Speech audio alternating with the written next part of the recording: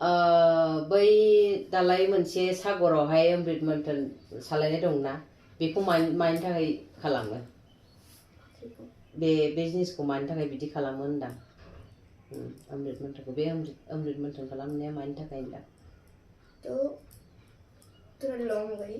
देलाय खोन्थालाय। एक बार की बात है जो ऋषि दुर्वासा था। तो एक बार ऋषि दुर्वासा को इंद्रदेव मिले। उन्होंने उनको एक हार दे दिया। और फिर इंद्र ने मतलब उस वक्त थोड़ा अहंकार में थे वो। और फिर वो बोला कि मुझे देवराज को इसकी क्या जरूरत, ये ऐरावत ये तुम ही रख लो। वो अपना वो एलिफेंट को दे दिया उसके साथ ही। और फिर वो जो ऐरावत था उसने भी मतलब उसको फेंक दिया नीचे सब लोग से। तो फिर डायरेक्ट ये जाके जिन्होंने दिया था उनके कदमों में ही चला गया। और फिर उनको बहुत गुस्सा आया। ऋषि दुर्वासा थोड़े से गुस्सेल टाइप के थे। उन्हें बात पे गुस्सा होकर श्राप देते थे वो लोगों को। अच्छा। और फिर उन्होंने अपने दिए हुए पुष्पमाला का ऐसा अपमान होते देख बहुत क्रोधित हुए। और उन्होंने सारे देवताओं को श्राप दे दिया कि आज से तुम्हारे सारे आभूषण और धन समाप्त हो जाएंगे। और फिर ये समाप्त हो गया तो मतलब देवी लक्ष्मी तो वो उसका प्रतीक है धन और आभूषण जैसे संपत्ति के। तो साथ में वो भी गायब हो गई। अच्छा। सभी देवताओं के आभूषण गायब हो गए। फिर धन भी गायब हो गया। फिर वो लोग सागर मंथन करने के लिए तैयार हो गए। पर सागर मंथन करना भी इतना आसान नहीं था। सबसे पहले विष्णु जी ने सागर मंथन करने के लिए गरुड़ को भेजा तो वासुकी नाग के पास। वासुकी नाग को कहा कि आप चलिए, हमें आपकी जरूरत है ये वो अमृत मंथन करने के लिए। पहले तो वो नहीं मान रहे थे। फिर उसके बाद स्वयं महादेव ने उन्हें समझाया कि जाओ तुम भी। फिर उसके बाद वो भी चले गए। उसके बाद एक पत्थर लेकर आए मतलब एक माउंटेन टाइप। तो वहाँ पे रख दिया वो माउंटेन रख दिया पर वो सीधा नहीं हो रहा था। फिर जो विष्णु जी है उसे स्थित करने के लिए मतलब ऐसा मतलब थोड़ा साइज उसका थोड़ा ऐसे खिखा हो रहा था। तो देख रहा। और फिर विष्णु जी ने उसे सीधा करने के लिए टॉर्टोइस का अवतार लिया। नाम क्या था पता नहीं, टॉर्टोइस से बोलते हैं विष्णु। उसके बाद वो वहाँ पे चलेगा मतलब उसका एक प्रतिरूप था वो। मतलब विष्णु जी ये करते हैं पर अपने अंदर के एक शक्ति को वो भेज दिए। उसके बाद वहाँ पे जाके वासुकी नाग लिपट गए।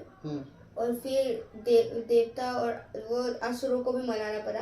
मतलब उन लोगों को तो अमृत कलश दिया कि तुम लोग को अमृत मिलेगा अगर तुम लोग ये सागर मंथन करोगे तो।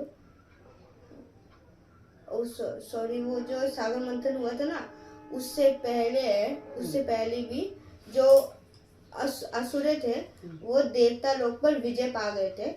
देवता लोग मतलब देवलोक पे राजा बन गए थे असुर।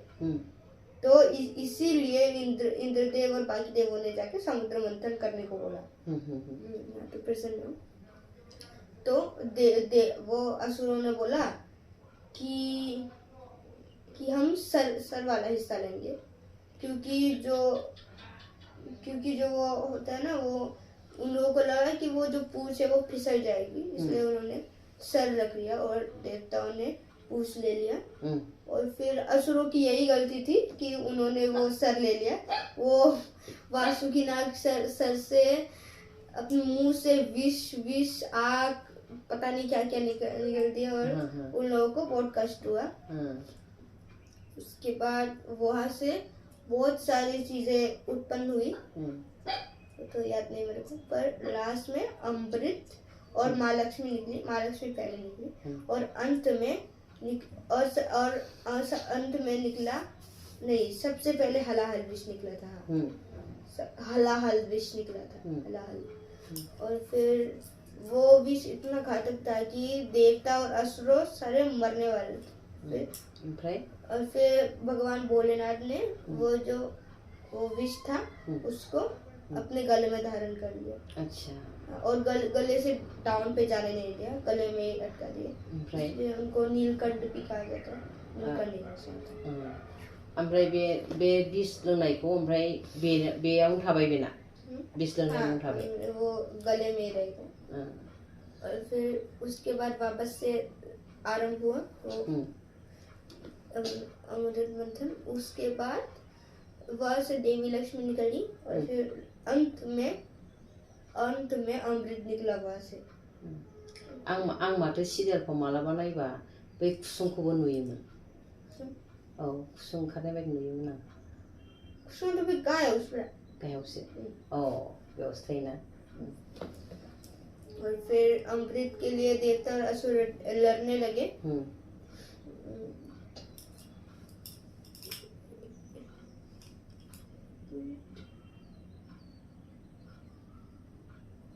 शायद से वो अमृत असुर ले गए थे। फिर विष्णु जी ने मोहिनी रूप लेके वो वापस लाए वो अमृत। और फिर देवताओं को पिला दिया थोड़ा थोड़ा। असुर को नहीं पिलाया। पर लास्ट में राहु जो था वो देव का रूप लेकर वो अमृत पी रहे थे साथ में। फिर उसके बाद विष्णु देव को पता चला कि ये तो असुर है। उसके बाद उन्होंने उनका गला काट दिया। और फिर वो आधे हो गए, आधे सर आधे धर, मतलब वो मर नहीं सकते थे। अभी तो उसने अमृत पी लिया था, अमर हो गए थे। तो राहु ने अपने जो गर्दन है, सर है, उसको सांप का जो सर के नीचे का भाग होता है उसको रख के राहु बना दिया। और अपने धर को सांप का सर देके केतु बना दिया। अच्छा राहु केतु अमर बन गए। राहु केतुआ बिदिसो।